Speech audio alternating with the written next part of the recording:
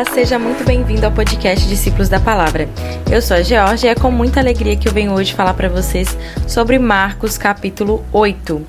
É um capítulo muito marcante que Jesus realiza grandes milagres e confronta a falta de entendimento dos discípulos sobre as coisas ali do reino, né? E esse capítulo é um ponto de virada do evangelho muito importante, porque a partir dele Jesus começa a revelar o caminho da cruz, né? Assim como a gente viu em Mateus, que também teve esse ponto lá, né? Mas então vamos começar. A segunda multiplicação dos pães. Naqueles dias, outra grande multidão se reuniu e, mais uma vez, o povo ficou sem comida.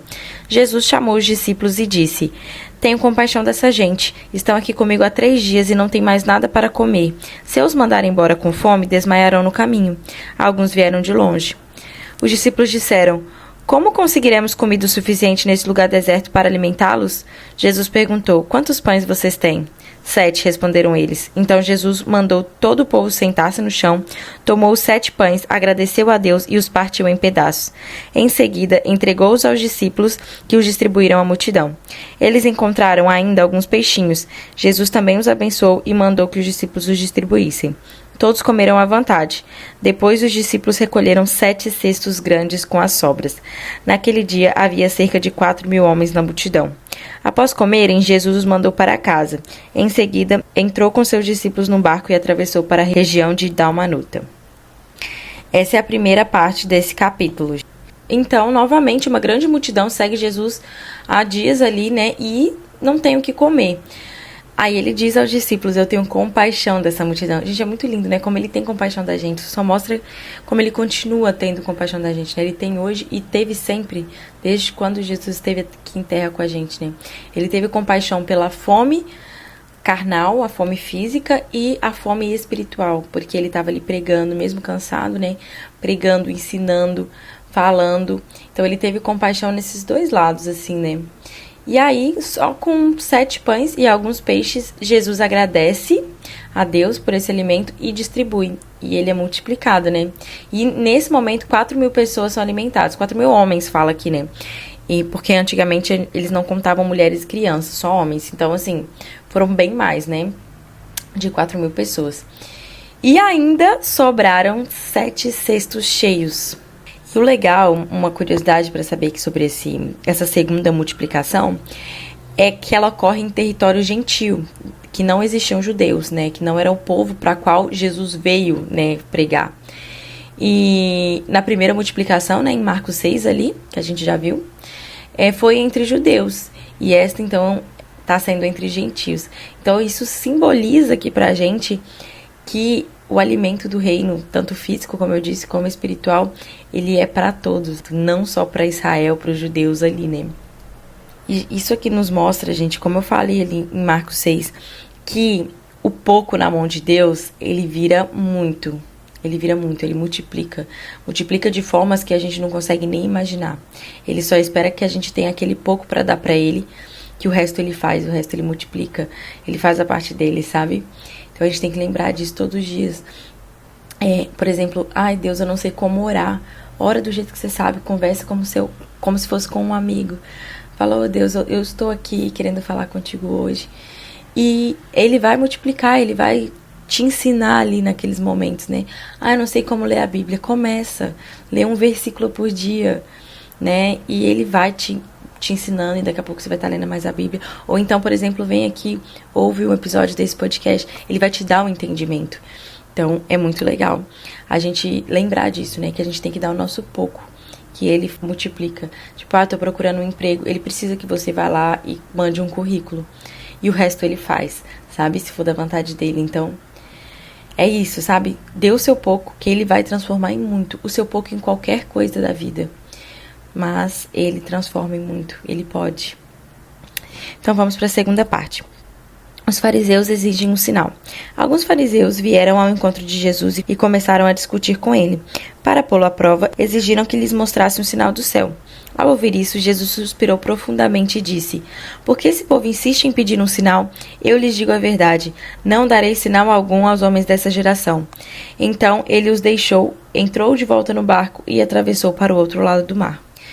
Olha para vocês verem, gente, os fariseus e os saduceus eram aqueles que ficavam ali rondando Jesus, querendo pegar ele, né, os invejosos. e os hipócritas, né, que eles eram os mestres da lei. A lei era o quê? O Antigo Testamento, a Bíblia, né?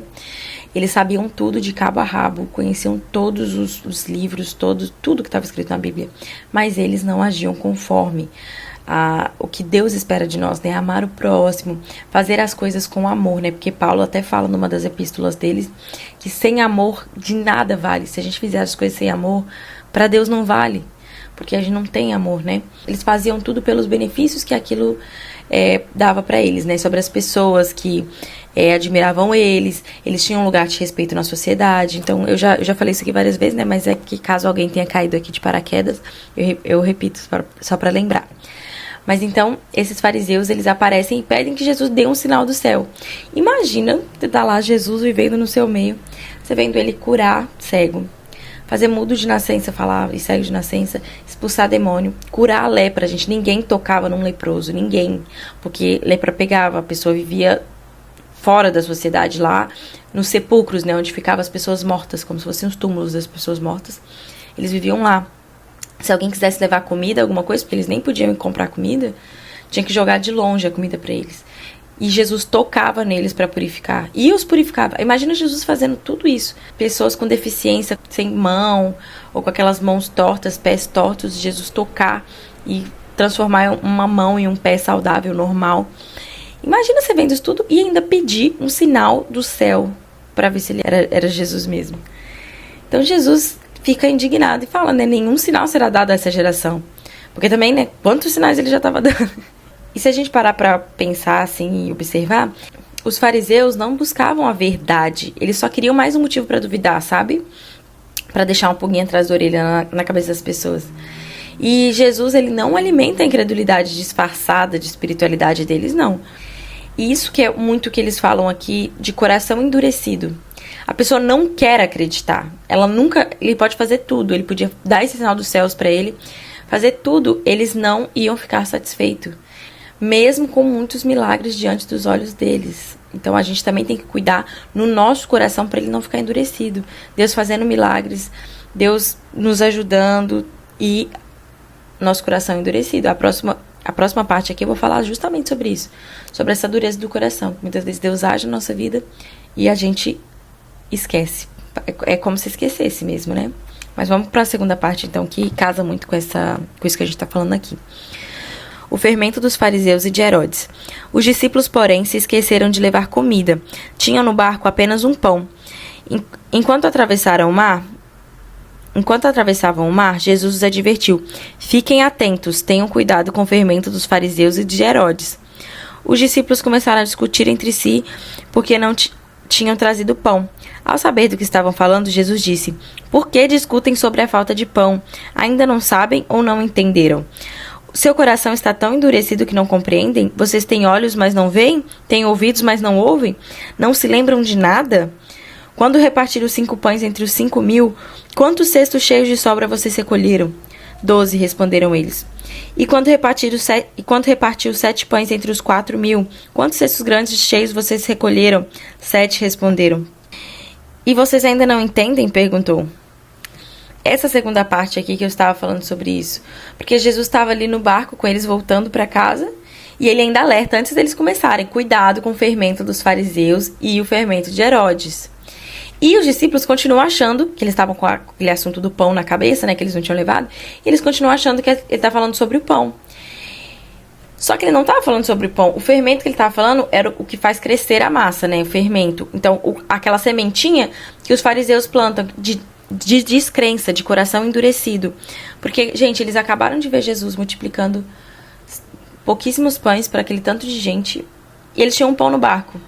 Eles acharam que Jesus ia deixar eles morrer da fome, se ele já tinha feito 2 vezes.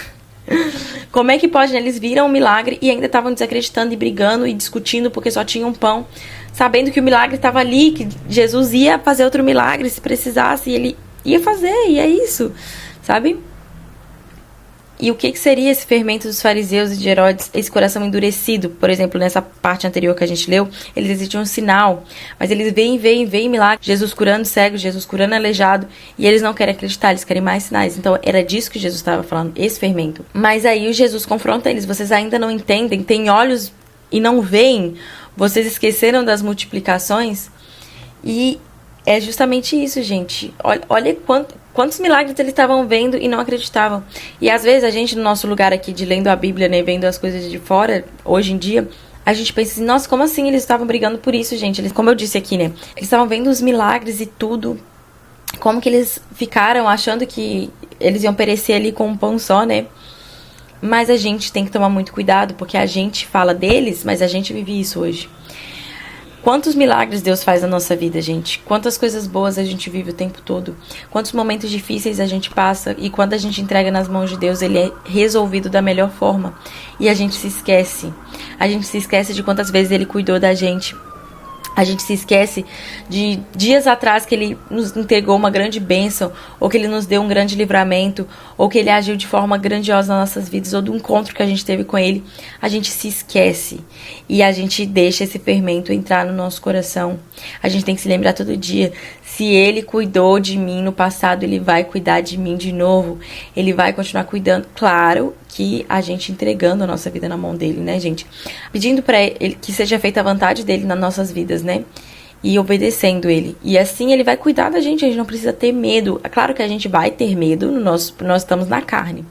Só que a gente tem que pedir a ele, Deus, eu te entrego meu fardo que é pesado, pega o seu que é leve. Porque eu creio que o Senhor tem pra mim é melhor. E assim ele vai cuidar. Porque se a gente fica ansioso e preocupado, a gente tá duvidando do poder de Deus.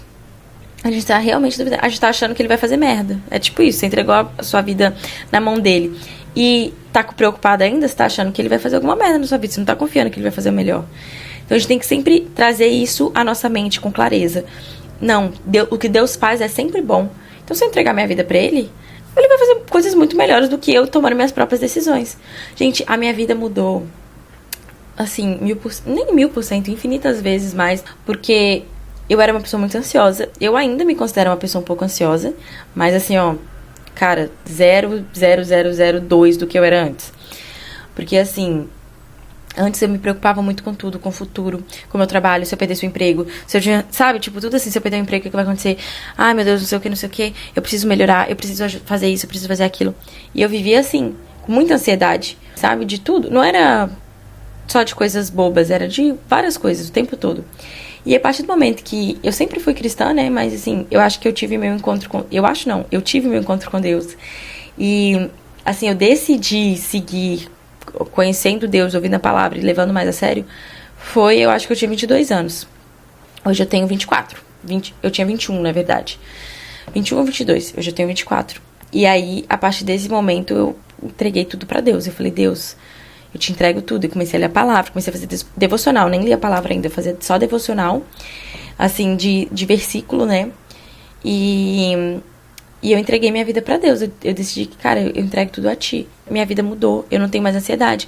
Porque eu ainda me frustro. Igual eu falei no episódio passado, às vezes acontece alguma coisa, eu me frustro. Mas eu entrego pra Deus e tudo muda. Tudo muda porque eu não preciso me preocupar. Eu penso assim, cara, ele tá fazendo tudo. Então, se isso aqui tá acontecendo, acontece alguma coisa. Eu penso, cara, isso aqui não tava no planejado. Será que eu vou conseguir fazer isso? Será que eu vou dar conta? Eu penso assim, cara, se ele me colocou aqui é porque ele tem um plano tão grande lá pra mim lá na frente que eu preciso me forjar aqui. Então, eu vou seguir, porque ele tá com um plano grandão pra mim lá na frente. Preciso passar por isso aqui.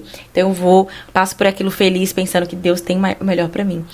E é sempre assim, gente. E no fim, ele tem mesmo. E aí eu penso, caraca, ainda bem que eu tive que passar por aquilo ali, porque eu tô preparada pra chegar aqui. Então, é muito bom quando você tem alguém, Deus, pra tomar as decisões por você, e você sabe que ele tá tomando as decisões certas. Olha que maravilha. Cara, é muito bom. É muito bom. Enfim, só entreguem a Deus, trabalhem isso, porque é uma coisa que não é do dia pra noite. Mas a vida muda muito. A vida melhora muito. Então, só pra finalizar essa parte aqui, a gente tem que ter muito cuidado com as influências que moldam a nossa fé. Com as coisas que a gente vê, com as preocupações do futuro, porque isso arranca Jesus do nosso coração. Arranca a fé do nosso coração, porque a gente começa a não acreditar que ele pode fazer melhor. Então, a gente precisa reconhecer o agir de Deus e confiar no que ele já fez pra gente. Levantar memoriais a tudo que ele já fez, a tudo de bom que ele já fez. Há momentos que você passou que foi difícil, mas que depois veio, sabe, o dia de sol, aquela coisa boa. Então, assim, passou a tempestade e veio o tempo aberto. Então, assim, lembre-se disso sempre, porque às vezes a gente precisa contar testemunho pra gente mesmo, pra gente lembrar de que ele é bom e de que ele cuida de tudo, e que ele tá no controle da tempestade, e que às vezes ele colocou a tempestade. Então a gente precisa disso. Levante memoriais para você mesmo, conte testemunho para você mesmo. A gente precisa disso também, que a gente se esquece. O inimigo fica o tempo todo tentando tirar da nossa memória pra gente esquecer, a gente duvidar, e consequentemente a gente se afasta dele, a gente tenta as coisas com a força do nosso braço. É igual uma areia movediça. Quanto mais a gente tenta sair com a nossa força, mais a gente vai se afundando. E é exatamente isso. Então, entregar nas mãos dele é o melhor a se fazer. Vamos para a quarta parte. Jesus cura um cego. Quando chegaram a Betsaida, algumas pessoas trouxeram um cego a Jesus e ele pediu que o tocasse. Ele tomou o cego pela mão e levou para fora do povoado. Em seguida, cuspiu nos olhos do homem, pôs as mãos sobre ele e perguntou: "Vê alguma coisa?" Recuperando aos poucos a vista, o homem respondeu: "Vejo pessoas, mas não as enxergo claramente. Parecem árvores andando." Jesus pôs as mãos sobre os olhos do homem mais uma vez e a visão foi completamente restaurada. Ele passou a ver tudo com nitidez. Então Jesus se despediu dele e disse: "Ao voltar para casa, não entre no povoado." Então eles trazem um cego a Jesus e Jesus o leva para fora da aldeia, né? Unge os olhos dele e impõe as mãos e o homem passa a enxergar parcialmente. Aí Jesus, de novo, impõe as mãos ali e ele passa a ver claramente. E o engraçado é que essa cura em 2 etapas é a única na Bíblia. Normalmente, Jesus, quando ele ia curar, ele curava de uma vez só. E o que ela simboliza? Ela simboliza o processo de abertura espiritual dos discípulos. Primeiro, eles enxergam um pouco quem é Jesus. Só um pouco. Ele via ali sombras, viam pessoas andando, mas não conseguia ver formas. E depois eles entenderão plenamente, especialmente ali depois da ressurreição, né? Então, a fé é um processo. O que a gente entende aqui é que Jesus não desiste de nós até que nossa visão seja completa. E a gente precisa pedir isso, ansiar por isso, enxergar Jesus como ele é, né, o tempo todo. E na quinta parte, Pedro declara sua fé. Jesus e os discípulos deixaram a Galileia e foram para o povoado perto da Cesareia de Filipe. Enquanto caminhavam, Jesus lhes perguntou: "Quem as pessoas dizem que sou?" Eles responderam: "Alguns dizem que o Senhor é João Batista, outros que é Elias, ou um dos profetas." "E vocês?" perguntou ele. "Quem vocês dizem que eu sou?" "O Senhor é o Cristo." Mas Jesus advertiu que não falasse a ninguém a respeito. Então a gente já viu isso aqui em Mateus, né? E essa parte aqui ela é básica, mas ela mostra pra gente que Pedro declara a verdadeira fé ali em Cristo, né? Verdadeira fé cristã. Eles sabiam que era o Cristo, o ungido, o Messias prometido. Então, o que a gente percebe aqui é que conhecer Jesus é mais do que ouvir opiniões, ouvir o que as pessoas dizem sobre ele. É responder pessoalmente, tipo assim, eu sei que você é, eu sei que o Senhor é tudo, eu sei que o Senhor é o maior dos maiores, o Rei dos reis, o Senhor dos senhores, eu sei que o Senhor pode tudo. Tudo, a gente saber quem ele é, responder pessoalmente, ter convicção de quem ele é. E todos nós precisamos responder essa pergunta e saber que ele é. Na sexta parte, Jesus prediz sua morte. Então Jesus começou a lhes ensinar que era necessário que o Filho do Homem sofresse muitas coisas e fosse rejeitado pelos líderes do povo, pelos principais sacerdotes e pelos mestres da lei. Seria morto, mas 3 dias depois ressuscitaria. Enquanto falava abertamente sobre isso com os discípulos, Pedro chamou de lado e o repreendeu por dizer tal coisas. Jesus se virou, olhou para seus discípulos e repreendeu Pedro. "Afaste-se de mim, Satanás", disse a ele. "Você considera as coisas apenas do ponto de vista humano, e não da perspectiva de Deus." Depois, chamou a multidão e os discípulos e disse: "Se alguém quer ser meu seguidor, negue-se a si mesmo, tome sua cruz e siga-me. Se tentar se apegar à sua vida, a perderá, mas se abrir mão de sua vida por minha causa e por causa das boas novas, a salvará. Que vantagem há em ganhar o mundo inteiro, mas perder a vida? E o que daria o homem em troca de sua vida? Se alguém se envergonhar de mim e da minha mensagem nessa época de adultério e pecado, o Filho do Homem se envergonhará dele quando vier na glória de seu Pai com seus anjos." Essa parte aqui é forte demais, hein? Então, logo após essa confissão, né, de Pedro, Jesus revela que ele seria rejeitado, morto e ressuscitado. Então, ele começa a explicar ali pra eles, né, gente, porque eles também não tinham nem noção. Eu acho que os discípulos, eles nem entendiam direito o que isso queria dizer, que ele ia ressuscitar e por que ele precisava ser rejeitado, né. E aí, ele explicando aquilo ali pros discípulos, Pedro chama ele no canto e repreende Jesus, né, pra ele não falar aquelas coisas ruins, né. E Jesus vira, olha pros discípulos e fala com Pedro: "Afaste-se de mim, Satanás." Você considera as coisas apenas do ponto de vista humano e não da perspectiva de Deus. Então, olha que louco. Pedro acaba de reconhecer ele como Cristo, como Messias, mas ele não aceita e não entende, vamos dizer assim, o caminho da cruz. A gente, do nosso ponto de vista humano, a gente quer a glória sem o sofrimento. Um reino terreno aqui na terra e não espiritual. Só que, por exemplo, se Jesus não fosse para a cruz, nós não seríamos salvos hoje. Nós não teríamos a graça. A graça que é o favor de Deus sobre nós. Sabe que nós somos pecadores, nós pecamos e Ele já nos perdoa. Ele já morreu por todos os nossos pecados, né? Se a gente se arrepende de verdadeiro coração. Então, assim, ele sabia que ele precisava disso, porque o plano de Deus era muito maior do que o que eles viviam ali naquele momento.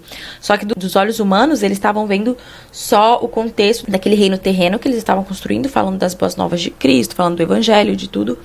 E eles viam aquilo ali e achavam que aquilo ali era tudo. Mas mal sabiam eles que depois que Jesus ressuscitasse, nós teríamos essa graça, todo mundo teria acesso direto a Deus e até os gentios seriam salvos, né? Então, assim, era um plano muito maior.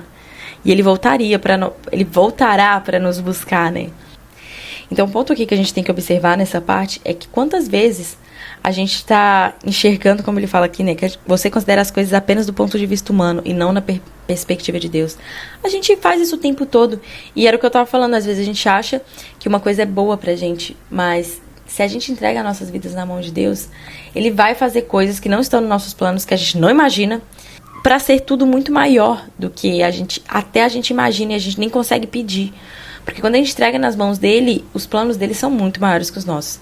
Então, assim, se a gente só pede o que a gente enxerga, o que a gente vê aqui, o que está no nosso contexto, na nossa vista. Ele tem pra gente coisas tão maiores que a gente não conseguiria pedir, porque a gente nunca nem enxergou tanta grandiosidade. Então, ele tem coisas maiores pra gente. Então, a gente tem que nos policiar pra repreender Jesus, né? Não deixar de aceitar as coisas que ele tem pra gente porque a gente não entende e que a gente tá enxergando só com o nosso ponto de vista humano. Então a gente tem que pedir: Deus, me dá visão, Pai, visão espiritual, tira toda a escama dos meus olhos. Eu quero enxergar, eu quero aceitar. E assim, pra gente, às vezes a gente não precisa nem tanto enxergar no momento, porque depois a gente vai entender, mas a gente tem que entender que seguir Jesus implica aceitar o caminho que ele trilhou. Se a gente entrega a nossa vida nas mãos dele, a gente precisa aceitar esse caminho. E isso inclui renúncia e obediência, porque muitas vezes a gente não vai querer seguir aquele caminho, porque a gente não entende.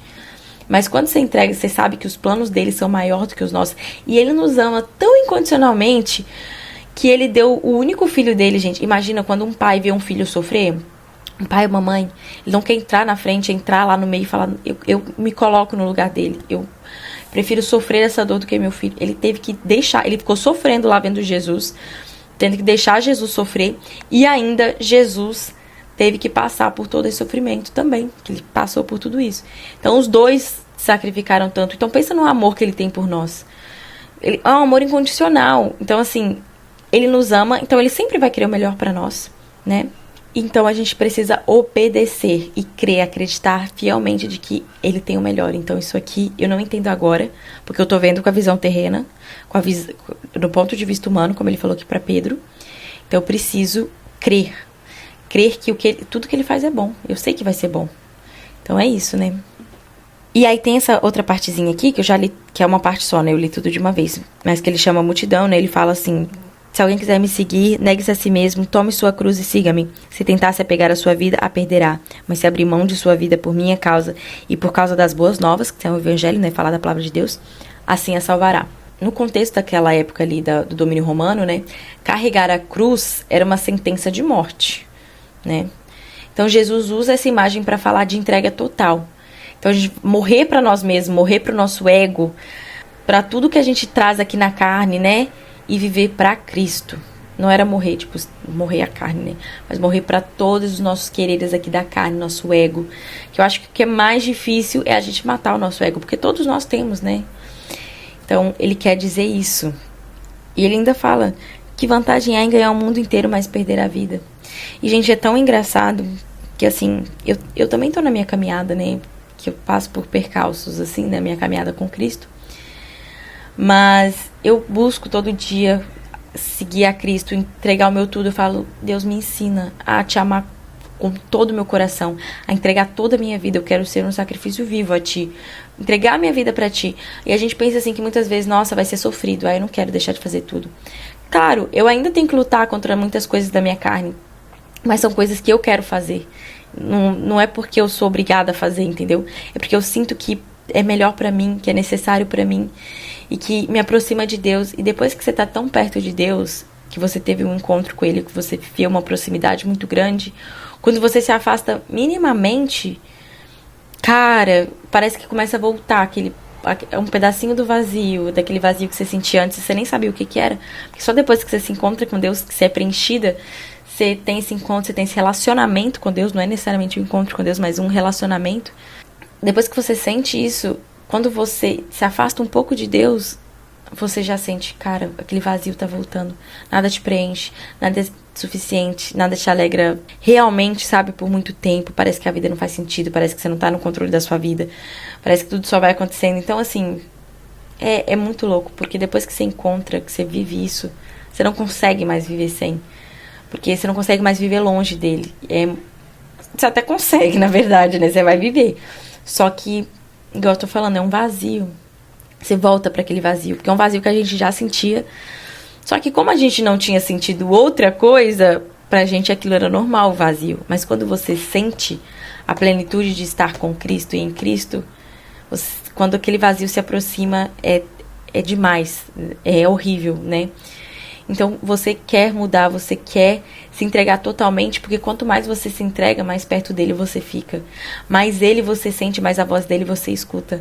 Mais perto dele você quer estar, e nunca é o suficiente, porque você sempre vai sentir mais e mais. E eu quero mais de ti, pai, eu tenho fome, eu tenho sede. E sabe, é uma coisa assim, que só vai ser preenchida completamente quando a gente estiver com ele. Mas é sempre bom a gente buscar mais e mais. E ele vai nos convencendo do que a gente tem que mudar, do que a gente tem que deixar, né? Do nosso ego, que a gente tem que matar. E a gente só tem que ir lutando contra isso e entregando, né, pra ele, pedindo a ajuda dele, pois na nossa carne a gente não consegue, né? Mas com ele a gente consegue. É um exercício diário. Nunca vai estar 100%, porque todo mundo tem alguma coisa que pega, né, da carne. E é aí que Jesus entra para nos ajudar, para nos purificar, né? Então, abrir a mão da nossa vida, que a gente diz essa vida terrena aqui, é fácil, perto do que a gente recebe dele, sabe? E da vida eterna que a gente vai ter com ele. Mas até aqui mesmo na terra é grandioso a plenitude de estar com ele, de estar próximo dele, né? E quanto mais a gente peca, ele se afasta um pouco, não porque ele quer, mas o que é santo não pode viver junto com o pecado, né? Então, a gente busca a santidade. A gente nunca vai ser santo, isso a gente sabe, né? Só quando a gente estiver lá com ele. Mas ele conhece nosso coração e ele sabe quando a gente busca a santidade, quando a gente deseja de todo o coração ser melhor pra ele, pra estar perto dele, pra viver em comunhão com ele, né? Enfim, me delonguei demais. Então, nesse capítulo a gente vê que a gente só precisa de entregar o nosso pouco, que Jesus multiplica ele. Ele tem compaixão de nós. Ele se compadece com a nossa carnalidade aqui, né? Com a nossa humanidade. Então, a gente vê também que ele confronta a incredulidade e a falta de entendimento. Ele cura a visão física e espiritual. Ele nos convida a responder quem ele é para nós. Se nós acreditamos que ele é o Cristo ressurreto. E revela que o caminho da vida passa pela cruz. Porque seguir Jesus não é só conforto, é compromisso. Mas é justamente nesse caminho que a gente encontra a verdadeira vida, a verdadeira plenitude, o verdadeiro amor. Então, resumindo, seguir Jesus é reconhecer quem ele é, confiar no que ele faz e escolher todos os dias, em todo momento, caminhar com ele. Mesmo quando o caminho exige renúncia e obediência. E que a gente não entende, né? Então é isso, assim a gente conclui o estudo de Marcos capítulo 8, que esse episódio tenha te ajudado a enxergar Jesus com clareza e a seguir ele com todo o coração. Então se essa mensagem te edificou, compartilhe ela com alguém que também precisa ouvir, mande para os seus amigos, para os seus familiares, curta esse episódio, comente e até o próximo capítulo. Tchau!